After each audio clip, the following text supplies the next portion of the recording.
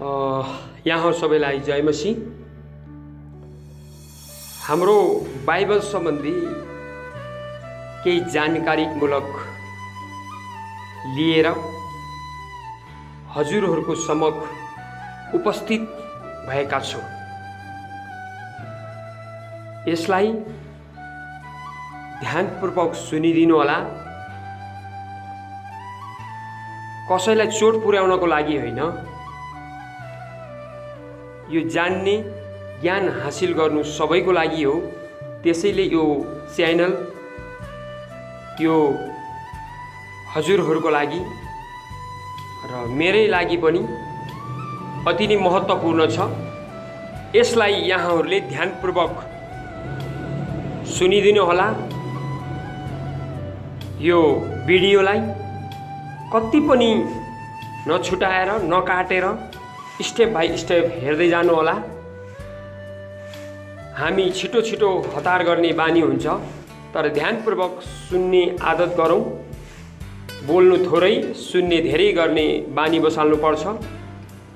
र हामीले कहिलेकाहीँ कुनै पनि चिज शीर्षक हेर्छौँ र त्यो भित्रको रहस्यलाई हामी बुझ्दैनौँ। शीर्षक धेरै किसिमका लेखिएको हुन्छ, तर त्योभन्दा पनि त्यो भित्र के कुरा छ त्यसलाई खोजौँ र कति पनि नछुटाइकन नकाटेर हतार नगरेर मजाले सुनौँ र बाइबलभित्रको रहस्यहरूको कुरा हामी बाइबल सबैले पढ्छौँ, तर त्यो भित्रको रहस्यहरूलाई यहाँ तपाईँहरूको सम्मुख प्रस्तुत गर्न चाहन्छु। अलिकति भिडियो लामो हुन सक्छ, हजुरहरूले क्षमा चाहन्छु। हतार गर्नेले बाटो बिराउँछ, छिटो बोल्नेले कुरा बिगार्छ। त्यसैले ध्यानपूर्वक सुनिदिनु होला। जुन देशमा पनि हुन्छ, जुन ठाउँमा पनि हुनुहुन्छ, हजुरले यसलाई माया गरेर सुनिदिनु होला। जस्तो तपाईँले लाग्छ त्यस्तै कमेन्ट गर्नु होला, सेयर गर्नु होला, लाइक गर्नु होला। मन नदुखाइकन जुन ठाउँमा पनि हुनुहुन्छ सुनेर तपाईँले अरूलाई पनि सुनाउनु होला। र सर्वप्रथम प्रेमिलो सत्य सिद्ध एकमात्र सर्वशक्तिमान सर्वोच्च प्रभुलाई, परमेश्वरलाई आदर महिमा र धन्यवाद दिँदै मेरो प्रथम प्रयासलाई यो प्रयासलाई तपाईँले राम्ररी बुझिदिनु होला। जुन ममाथि रहेको यीशु ख्रीष्टको अनुग्रहले सम्भव भयो। उहाँकै वचन र राज्य विस्तारका लागि प्रयोग होस् भनी सम्पूर्ण कुराका सृष्टिकर्ता पिता, पुत्र र पवित्र आत्मा परमेश्वरलाई समस्त समर्पण गर्दछु। यी जानी बुझेका कहिल्यै नै ईश्वर शास्त्रका विद्यार्थीहरू बाइबलको बारेमा धेरै पढ्छन्, तर बाइबल चाहिँ पढ्दैनन्। त्यसैको लागि हामीले बाइबलको विषयमा के लेखिएको छ भन्ने कुराहरू सानो सानो हामी पढ्छौँ, तर लामो कुराहरूलाई पढ्दैनौँ। त्यसैले यो भित्रको 66वटा बाइबल पुस्तकभित्रको प्रश्न उत्तरको सङ्गालो लिएर म तपाईँको सम्मुख उपस्थित भएका छु।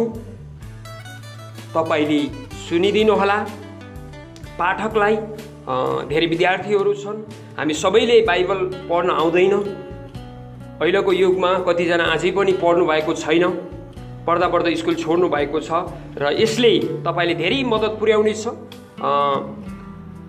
पाठकलाई, विश्वासीजनलाई, बाइबल नपढ्नेलाई पनि यो सुनिदिनु होला र तुरन्तै उत्तर जाँच्न र सत्य त्यसबारे थप साध्ययन गर्न मद्दत मिल्नेछ। साथै परमेश्वरको जीवित वचनलाई जान्न बुझ्न चाहने जो कोहीका निम्ति यसले सहयोग गर्नेछ। विशेष गरी प्रभुको वचन सुन्ने तृष्णाको अनिकाल जब पढ्छ, त्यस्तै आमोस 8:11 पदमा लेखिएको छ, प्रभु परमेश्वर भन्नुहुन्छ, यस्ता दिनहरू आउँदैछन् जब म देशमा अनिकाल ल्याउनेछु, जुन चाहिँ न त अन्नको अनिकाल न पानीको तिर्खा हो, तर प्रभुको वचन सुन्ने तृष्णाको अनिकाल हुनेछ भनेर चाहिँ आमोस 8:11 लेखिएको छ। भएको घडीमा नयाँ पिँढीलाई वचनप्रति रुचि जगाउन मनन र स्मरण गर्न सजिलो होस् भन्ने हेतुले यो रोचक ढङ्गले यो भिडियो प्रस्तुति गर्ने प्रयास गरेको छु। यसबाट हाम्रा प्रिय जनहरूले, महानुभावहरू सबैले बाइबल र यसका विषयवस्तुसँग परिचित भई परमेश्वरको वचनमा रहँदै दैनिक जीवनमा येशू ख्रीष्टमा बनिँदै उहाँसँगको सम्बन्धमा बढ्दै उहाँलाई आम्ने सामने नभेटुन्जेल विश्वासमा दृढ रहनुहुनेछ भन्ने आशा छ। प्रेम परमेश्वरले तपाईलाई उहाँको प्रेम नचाख्नेहरूलाई पनि बाँड्न थप सहायता र ऊर्जा दिनुभएको होस् र मिल्नेछ भनी म प्रार्थना र कामना गर्दछु। यसैले मैले सकेसम्म हजुरले बुझ्ने भाषामा नै, नेपालीमा नै म यसलाई प्रस्तुत गर्नेछु। हजुरहरूले सुनिदिनुहोला। पुरानो करारबाट लिएर उत्पत्तिदेखि लिएर प्रकाशको किताबसम्म हामी प्रश्न उत्तरको सङ्गालो स्टेप बाई स्टेप लिएर हजुरहरूको सम्मुख आएका छौँ। उत्पत्ति, प्रस्थान, लेवी, गिन्ती, व्यवस्था, यहोशू, न्यायकर्ता, रुथ, 1 शमूएल, 2 शमूएल, 1 राजा, 2 राजा, 1 इतिहास, 2 इतिहास, एर्ज्या, नेहम्याह, एस्टर, अयुब, भजन सङ्ग्रह, हितोपदेश, उपदेशक, श्रेष्ठ गीत, यशाया, इर्मिया, बिलाप, एजिकेल, दानियल, होसे, योएल, आमोस, ओब्दिया, योना, मिका, नहुम, हबकुक, सपन्याह, हागै, जकरिया, मलाकीसम्म 39वटा पुस्तक पुरानो करारका रहेका छन् भने नयाँ करार चाहिँ 27वटा रहेका छन्, जसमा पर्छन् मत्ती, मर्कुस, लुका, यूहन्ना, प्रेरित, रोमी, 1 कुरिन्थी, 2 कुरिन्थी, गलाती, एफिसी, फिलिप्पी, कलसी, 1 थेसलोनिकी, 2 थेसलोनिकी, 1 तिमोथी, 2 तिमोथी, तीतस, फिलेमोन, हिब्रू, याकूब, 1 पत्रुस, 2 पत्रुस, 1 यूहन्ना, 2 यूहन्ना, 3 यूहन्ना, यहूदा, प्रकाश, अन्तिम किताब, नयाँमा 27 र पुरानोमा 39। यी बाइबलभित्र भएका प्रश्न उत्तरहरू लिएर म हजुरहरूको सम्मुख आउँदैछु। हजुरलाई धेरै धन्यवाद सुनिदिनु होला र अरूलाई पनि सुन्ने सेयर गर्नुहोला, सहायता मिलेको होस्। बाइबल हामी सबैले पढ्छौँ र अध्याय पदहरू हामीलाई यो 66वटा 7 लाख भन्दा माथि वचनहरू रहेका छन् र यसमा हामी सबै कण्ठहरू गर्न सक्दैनौँ र गर्न सक्छौँ। पवित्र आत्माले हामीलाई सहायता गर्नुहुन्छ। त्यसमा केही कुराहरू हजुरहरूलाई सहयोग मिल्नेछ भन्ने विश्वास, आशा राखेको छु र हामी कसैका लागि बाइबल सामान्य पुस्तक वा साहित्यिक रचना मात्रै हुन सक्छ भन्ने विश्वास गर्नेका लागि यो तिर्यक परमेश्वरको जीवित वचन हो। बाइबल शब्दको व्यावहारिक इतिहासलाई हेर्दा यो ग्रिक भाषाको बेबिलिया आदि शब्दबाट आएको हो, जसको अर्थ पुस्तक भन्ने लाग्छ। यसबाट हामी यो पुस्तकबाट हामी प्रश्न उत्तरहरू जो रहेका छन् यसबाट हाम्रो कर्मैसम्म सिक्नेछौँ। हामी यसमा 1, 2 गरेर हामी लेख्नेछौँ। एउटा भिडियो हाल्दा 1 नम्बर, दोस्रो भिडियो हाल्दा 2 नम्बर, यसरी हामी लेख्नेछौँ। अलिकति सुरुको भिडियो चाहिँ लामो बन्न सक्छ, त्यसपछि हामी 5 मिनट 6 मिनटको गराएर हामी बनाउनेछौँ। हजुरहरूले सुन्नुहोला र अरूलाई पनि सेयर गर्नुहोला कि उहाँहरूले पनि यो सुन्नु भएको होस्, बुझ्नु भएको होस् कि बाइबलभित्रको रहस्यहरू यहाँ लेखिएको छ। जस्ताको त्यस्तै हामी केही सम्पादकका बाइबलमा भन्ने 66 भन्दा केही बढी वा कम पुस्तकहरू हुन्छन्, जस्तै रोमन क्याथोलिक, इस्टर्न अर्थोडक्स पुरानो करारमा क्रमशः 46 र 50 पुस्तकहरू छन्। विस्तृत जानकारीका लागि पुरानो र नयाँ करारको पुस्तकको परिचय पवित्र बाइबल 1997 मा हामी हेर्न सक्छौँ। तर आज हामी हजुरहरूको समक्ष प्रश्न उत्तरको सङ्गालो लिएर आएका छौँ। यहाँहरूले सुनिकन आशिषित हुनुहुनेछ र अरूलाई पनि सुनाएर आफू पनि आशिषित हुनुहुनेछ। हुन्छ, आउनुहोस् हामी सुरु गर्नेछौँ। प्रश्न पनि हाम्रो, उत्तर पनि हाम्रै छ र यसबाट दिनेछौँ र तपाईँले कमेन्टमा गलत भए पनि सही भए पनि कमेन्ट गर्नुहुनेछ र लाइक र सेयर गर्नुहुनेछ। अनि हजुरहरूको लागि हामी प्रस्तुत गर्दैछौँ। आउनुहोस् हामी अगाडि बढ्नेछौँ। सर्वप्रथम उत्पत्तिको 1 अध्यायबाट हामी सुरु गर्नेछौँ। यहाँहरूको समक्ष प्रश्न राख्दैछौँ। बाइबलको प्रथम पुस्तक उत्पत्ति 1 अध्यायको शीर्षक के दिएको छ?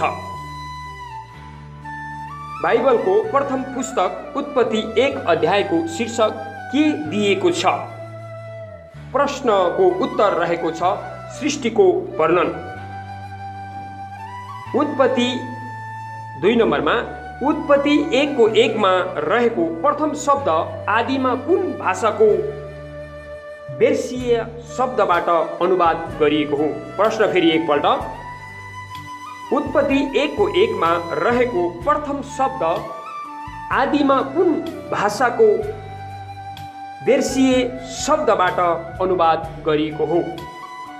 उत्तर यस प्रकार रहेको छ। हिब्रू पुरानो करार पुस्तक परिचय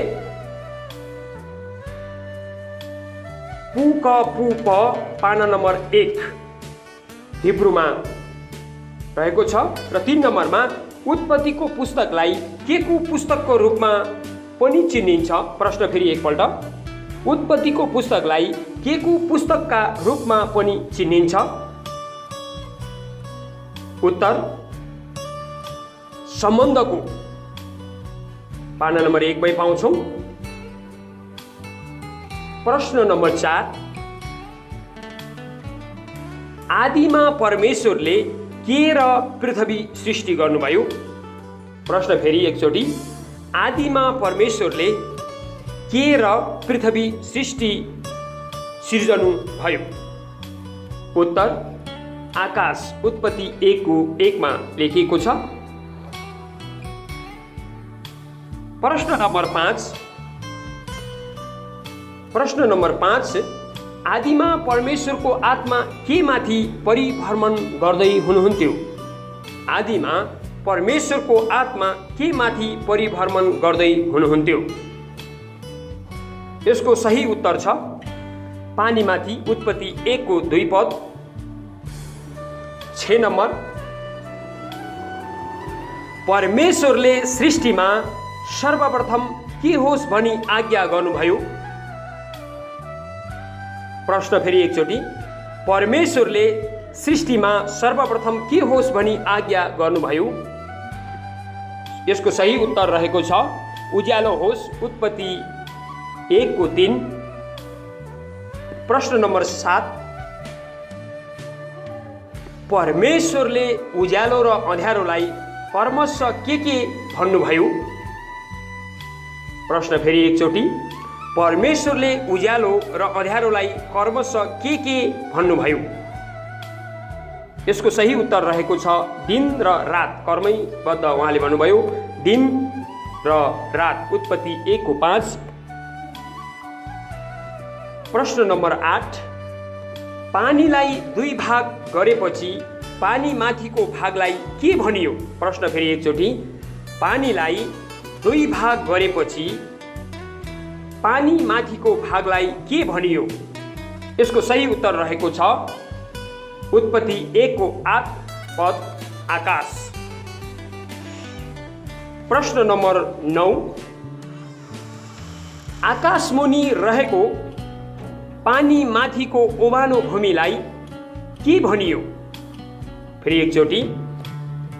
9 नम्बर, आकाश मुनि रहेको पानी माथिको ओभानो भूमिलाई के भनियो?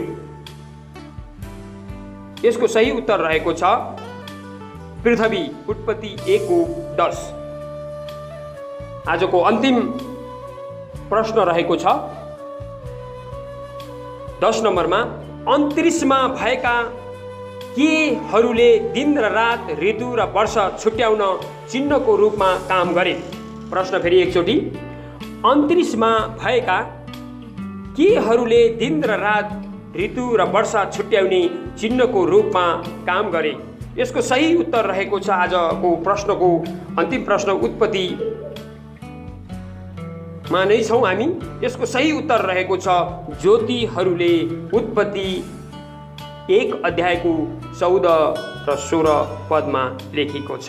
हस्त यहाँहरू सबैलाई फेरि पनि जय मसीह, नमस्कार।